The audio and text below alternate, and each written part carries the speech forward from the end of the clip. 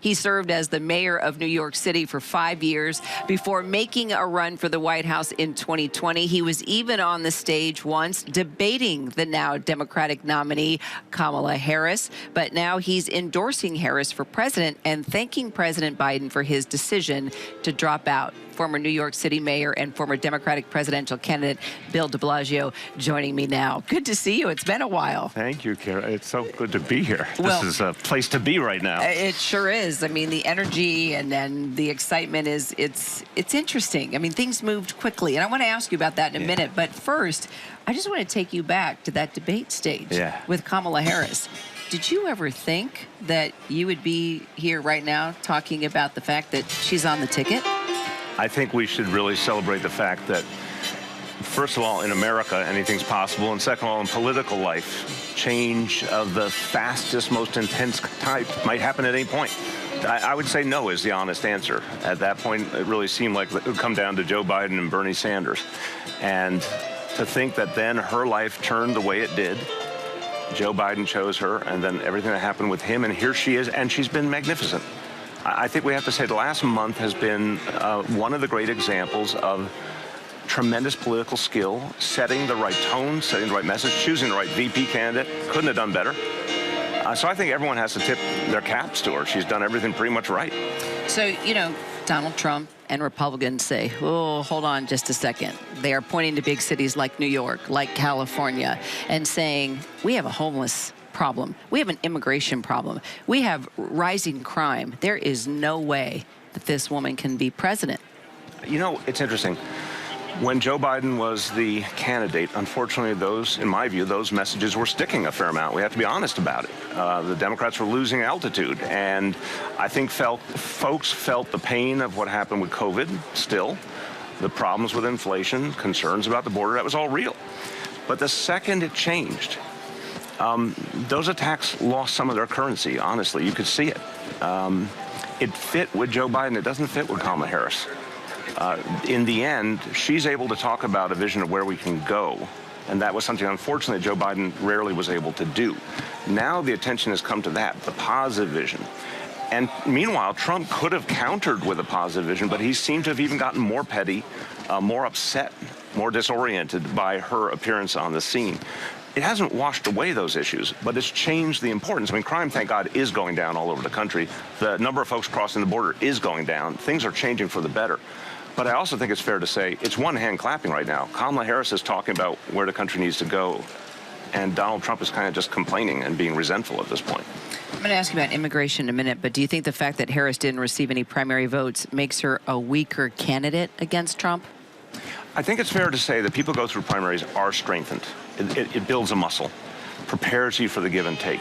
Now, she did go through that back in the 2020 cycle, and obviously she's had a very, very impressive political career. So in a perfect world, you would have liked that warm-up. But we're seeing something we've never seen before, this fast turnaround with the incredible response she's getting. And I think it's only begun, honestly. I think last night, when you saw the section of the convention about reproductive freedom, I think there are women all over America, including moderate women, Republican, independent women, who are looking at that and are moving right now towards Kamala Harris. People who saw that visceral, human presentation of the cost of what Trump has done by destroying Roe v. Wade. That kind of thing is going to cause people to move even more intensely to Kamala Harris. The women of America are going to decide this election. They're going to decide it for her. So I think she didn't get the warm-up, but she's gotten something even better. She's met the moment, and she's peaking at exactly the right moment. So your successor, Mayor Eric Adams, you know, he's been very critical of the Harris-Biden approach to immigration, even blaming them for the migrant influxes into the city. Your thoughts?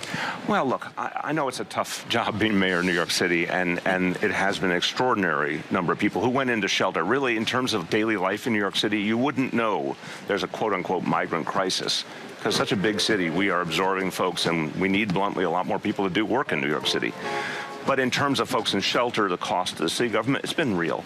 I don't think it's fair to blame Joe Biden for the problem. I think it's fair to say, yeah, the federal government could do more to help. Sure, I think that's a true statement. But in the end, it's amazing how resilient New York City is.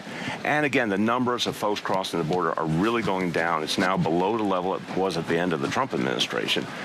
I assure you New York City will be able to handle it. Well, when it comes to immigration, I mean, Trump's pretty much, he's got the support when it comes to that issue. How does Kamala Harris need to step up to the plate? What does she need to say?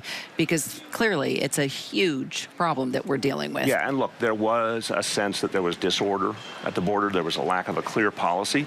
I love Joe Biden. I think he's been one of our best presidents ever, but I think he needed to say more over the last few years about where he was taking us on that issue. She's now doing that. She's saying, look, here's the legislation I want to pass. Donald Trump stood in the way of it. Let's actually get more border security. Let's get more folks there. Let's get a faster asylum process. We're going to need resources for that. Let's agree that these are things we all want.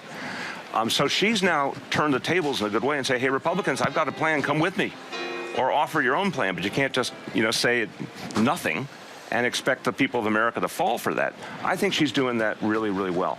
But I also think Democrats should never disrespect the fact that there's a lot of people out there, when they see that kind of disorder, it doesn't feel right to them.